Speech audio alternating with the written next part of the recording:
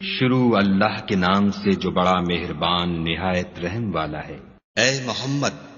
صلی اللہ علیہ وآلہ وسلم، مجاہد لوگ تم سے غنیمت کے مال کے بارے میں دریافت کرتے ہیں کہ کیا حکم ہے؟ کہہ دو کہ غنیمت خدا اور اس کے رسول کا مال ہے، تو خدا سے ڈرو اور آپس میں صلح رکھو، اور اگر ایمان رکھتے ہو تو خدا اور اس کے رسول کے حکم پر چلو۔ مومن تو وہ ہیں کہ جب خدا کا ذکر کیا جاتا ہے تو ان کے دل ڈر جاتے ہیں، اور جب انہیں اس کی آیتیں پڑھ کر سنائی جاتی ہیں تو ان کا ایمان اور بڑھ جاتا ہے، اور وہ اپنے پروردگار پر بھروسہ رکھتے ہیں، اور وہ جو نماز پڑھتے ہیں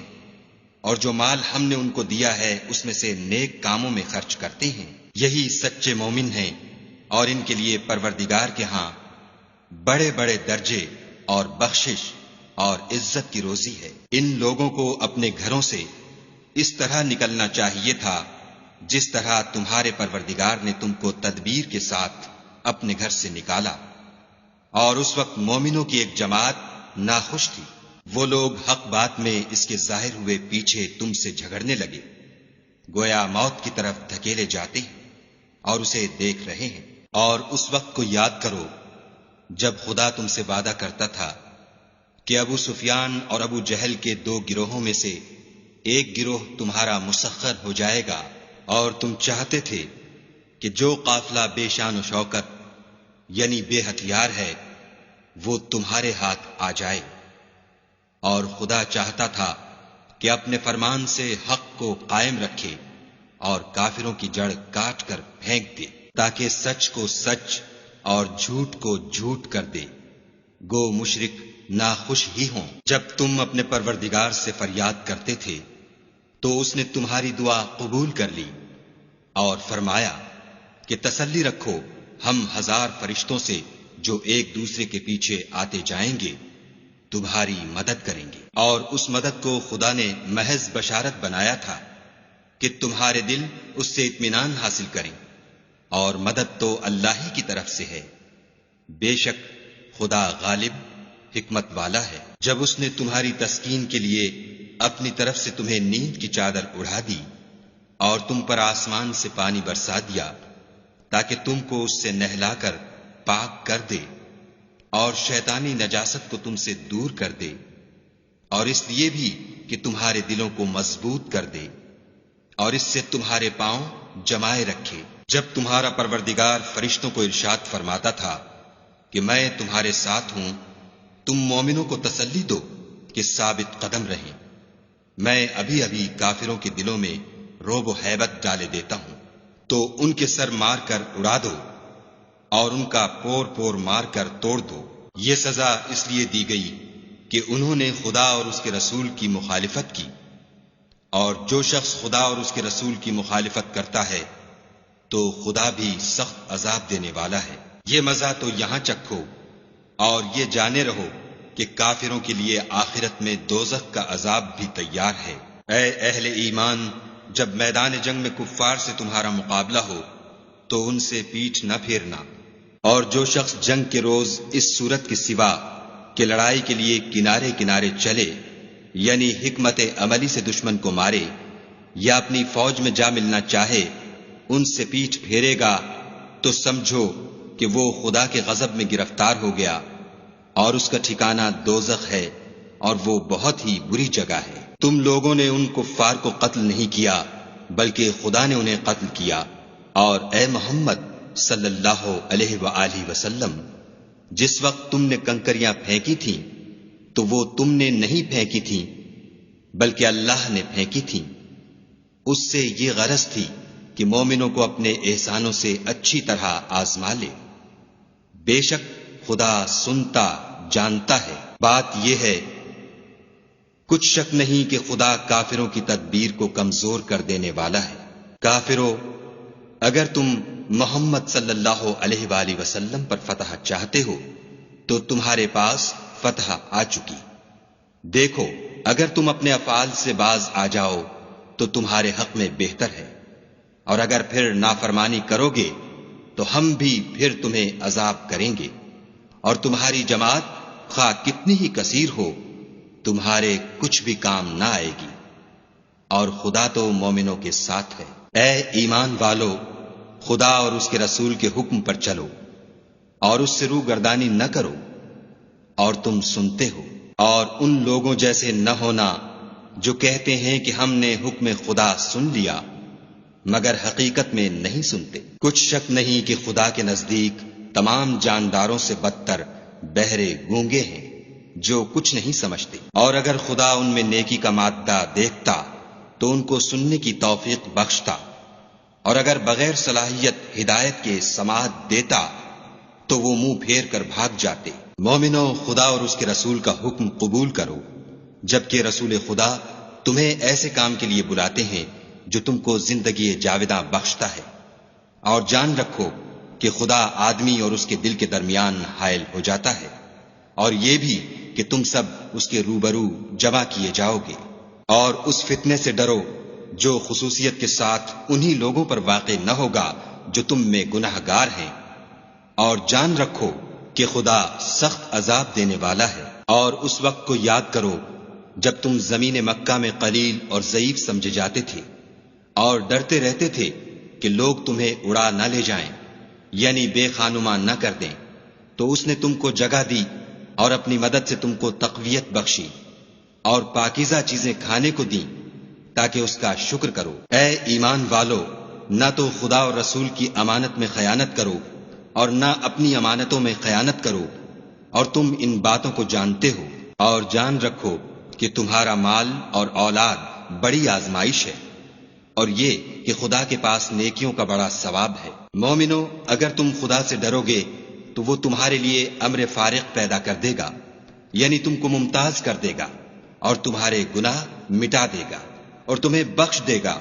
اور خدا بڑے فضل والا ہے۔ اور اے محمد صلی اللہ علیہ وآلہ وسلم، اس وقت کو یاد کرو جب کافر لوگ تمہارے بارے میں چال چل رہے تھے کہ تم کو قید کر دیں یا جان سے مار دیں یا وطن سے نکال دیں،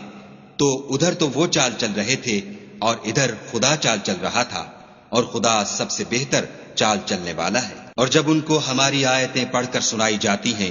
تو کہتے ہیں یہ کلام ہم نے سن لیا ہے، اگر ہم چاہیں تو اسی طرح کا کلام ہم بھی کہہ دیں، اور یہ ہے ہی کیا، صرف اگلے لوگوں کی حکایتیں ہیں۔ اور جب انہوں نے کہا کہ اے خدا، اگر یہ قرآن تیری طرف سے برحق ہے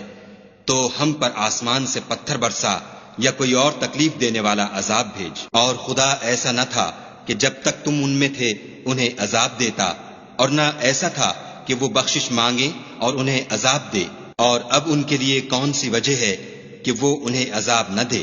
جبکہ وہ مسجد محترم میں نماز پڑھنے سے روکتے ہیں، اور وہ اس مسجد کے متولی بھی نہیں ہیں، اس کے متولی تو صرف پرہیزگار ہیں، لیکن ان میں کے اکثر نہیں جانتے۔ اور ان لوگوں کی نماز خانہ کعبہ کے پاس سیٹیاں اور تالیاں بجانے کے سوا کچھ نہ تھی، تو تم جو کفر کرتے تھے اب اس کے بدلے عذاب کا مزہ چکھو۔ جو لوگ کافر ہیں اپنا مال خرچ کرتے ہیں کہ لوگوں کو خدا کے رستے سے روکیں، سو ابھی اور خرچ کریں گے، مگر آخر وہ خرچ کرنا ان کے لیے موجب افسوس ہوگا، اور وہ مغلوب ہو جائیں گے، اور کافر لوگ دوزخ کی طرف ہانکے جائیں گے، تاکہ خدا پاک سے ناپاک کو الگ کر دے اور ناپاک کو ایک دوسرے پر رکھ کر ایک ڈھیر بنا دے، پھر اس کو دوزخ میں ڈال دے۔ یہی لوگ خسارہ پانے والے ہیں۔ اے پیغمبر صلی اللہ علیہ وآلہ وسلم، کفار سے کہہ دو کہ اگر وہ اپنے افعال سے باز آ جائیں تو جو ہو چکا وہ انہیں معاف کر دیا جائے گا، اور اگر پھر وہی حرکات کرنے لگیں گے تو اگلے لوگوں کا جو طریق جاری ہو چکا ہے وہی ان کے حق میں برتا جائے گا۔ اور ان لوگوں سے لڑتے رہو یہاں تک کہ فتنہ یعنی کفر کا فساد باقی نہ رہے اور دین سب خدا ہی کا ہو جائے، اور اگر باز آ جائیں تو خدا ان کے کاموں کو دیکھ رہا ہے، اور اگر روگردانی کریں تو جان رکھو کہ خدا تمہارا حمایتی ہے، اور وہ خوب حمایتی اور خوب مددگار ہے۔ اور جان رکھو کہ جو چیز تم کفار سے لوٹ کر لاؤ اس میں سے 5واں حصہ خدا کا اور اس کے رسول کا اور اہل قرابت کا اور یتیموں کا اور محتاجوں کا اور مسافروں کا ہے۔ اگر تم خدا پر اور اس نصرت پر ایمان رکھتے ہو جو حق و باطل میں فرق کرنے کے دن یعنی جنگ بدر میں، جس دن دونوں فوجوں میں مٹھ بھیڑ ہو گئی، اپنے بندے محمد صلی اللہ علیہ وآلہ وسلم پر نازل فرمائی، اور خدا ہر چیز پر قادر ہے۔ جس وقت تم مدینے سے قریب کے ناکے پر تھے اور کافر بعید کے ناکے پر، اور قافلہ تم سے نیچے اتر گیا تھا، اور اگر تم جنگ کے لیے آپس میں قرارداد کر لیتے تو وقت معین پر جمع ہونے میں تقدیم و تاخیر ہو جاتی،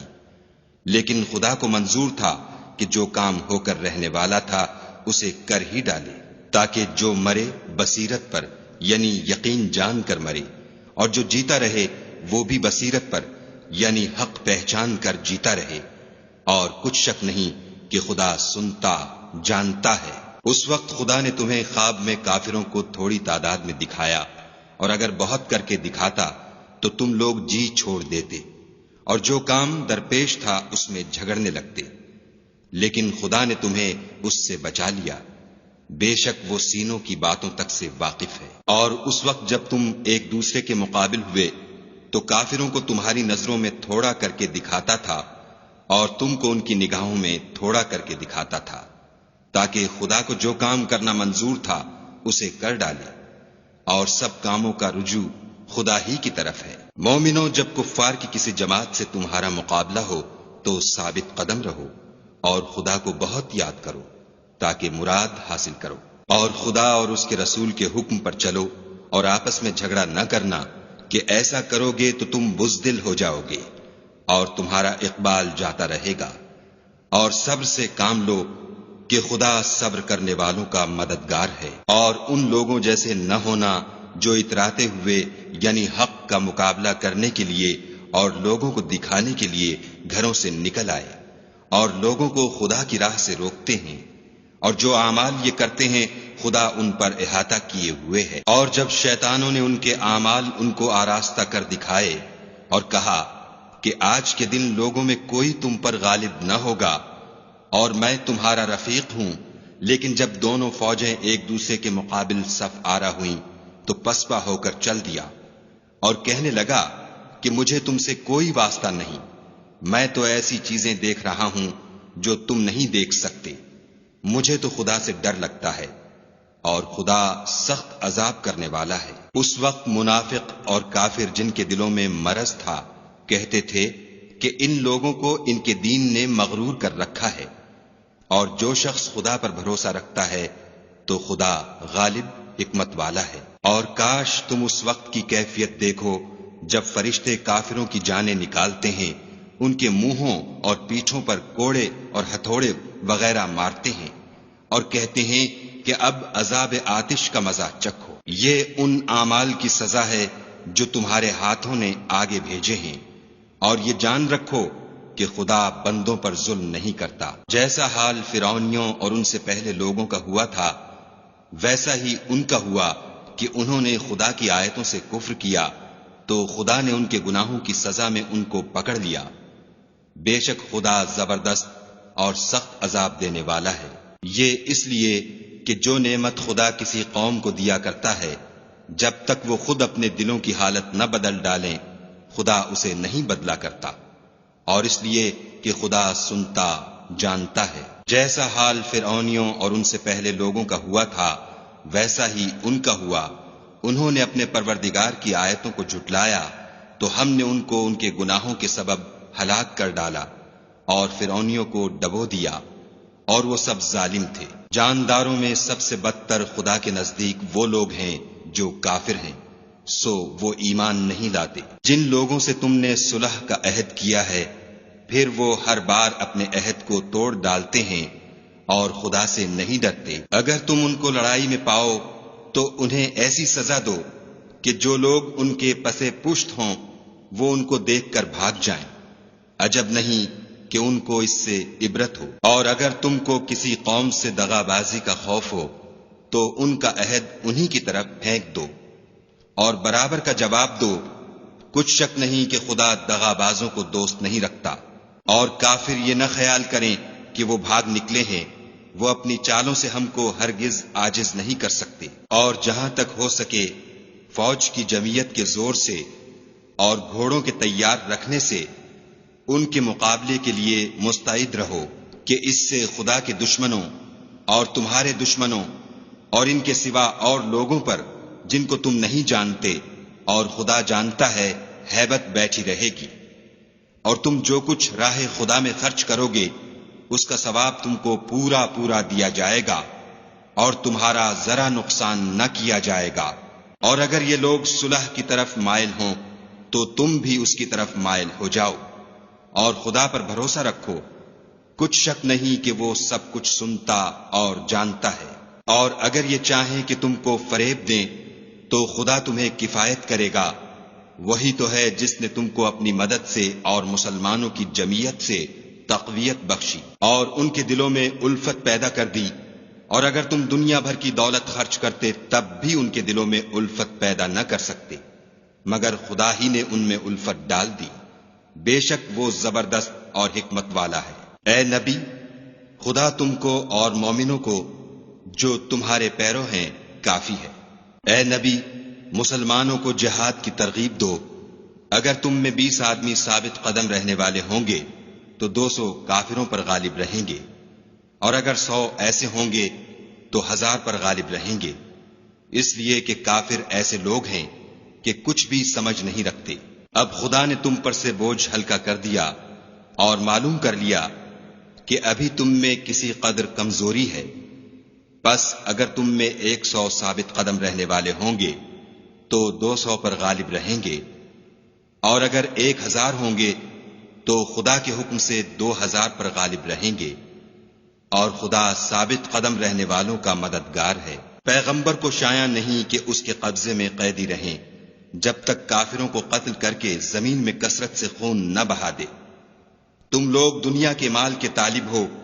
اور خدا آخرت کی بھلائی چاہتا ہے، اور خدا غالب حکمت والا ہے۔ اگر خدا کا حکم پہلے نہ ہو چکا ہوتا تو جو فدیہ تم نے لیا ہے اس کے بدلے تم پر بڑا عذاب نازل ہوتا۔ تو جو مال غنیمت تمہیں ملا ہے اسے کھاؤ کہ وہ تمہارے لیے حلال طیب ہے، اور خدا سے ڈرتے رہو، بے شک خدا بخشنے والا مہربان ہے۔ اے پیغمبر، جو قیدی تمہارے ہاتھ میں گرفتار ہیں ان سے کہہ دو کہ اگر خدا تمہارے دلوں میں نیکی معلوم کرے گا تو جو مال تم سے چھن گیا ہے اس سے بہتر تمہیں عنایت فرمائے گا، اور تمہارے گناہ بھی معاف کر دے گا، اور خدا بخشنے والا مہربان ہے۔ اور اگر یہ لوگ تم سے دغا کرنا چاہیں گے تو یہ پہلے ہی خدا سے دغا کر چکے ہیں، تو اس نے ان کو تمہارے قبضے میں کر دیا، اور خدا دانا حکمت والا ہے۔ جو لوگ ایمان لائے اور وطن سے ہجرت کر گئے اور خدا کی راہ میں اپنے مال اور جان سے لڑے وہ، اور جنہوں نے ہجرت کرنے والوں کو جگہ دی اور ان کی مدد کی وہ، آپس میں ایک دوسرے کے رفیق ہیں۔ اور جو لوگ ایمان تو لے آئے لیکن ہجرت نہیں کی تو جب تک وہ ہجرت نہ کریں تم کو ان کی رفاقت سے کچھ سروکار نہیں، اور اگر وہ تم سے دین کے معاملات میں مدد طلب کریں تو تم کو مدد کرنی لازم ہے، مگر ان لوگوں کے مقابلے میں کہ تم میں اور ان میں صلح کا عہد ہو، مدد نہیں کرنی چاہیے، اور خدا تمہارے سب کاموں کو دیکھ رہا ہے۔ اور جو لوگ کافر ہیں وہ بھی ایک دوسرے کے رفیق ہیں۔ تو مومنو، اگر تم یہ کام نہ کرو گے تو ملک میں فتنہ برپا ہو جائے گا اور بڑا فساد مچے گا۔ اور جو لوگ ایمان لائے اور وطن سے ہجرت کر گئے اور خدا کی راہ میں لڑائیاں کرتے رہے، اور جنہوں نے ہجرت کرنے والوں کو جگہ دی اور ان کی مدد کی، یہی لوگ سچے مسلمان ہیں، ان کے لیے خدا کے ہاں بخشش اور عزت کی روزی ہے۔ اور جو لوگ بعد میں ایمان لائے اور وطن سے ہجرت کر گئے اور تمہارے ساتھ ہو کر جہاد کرتے رہے، وہ بھی تمہیں میں سے ہیں، اور رشتہ دار خدا کے حکم کی روح سے ایک دوسرے کے زیادہ حقدار ہیں۔ کچھ شک نہیں کہ خدا ہر چیز سے واقف ہے۔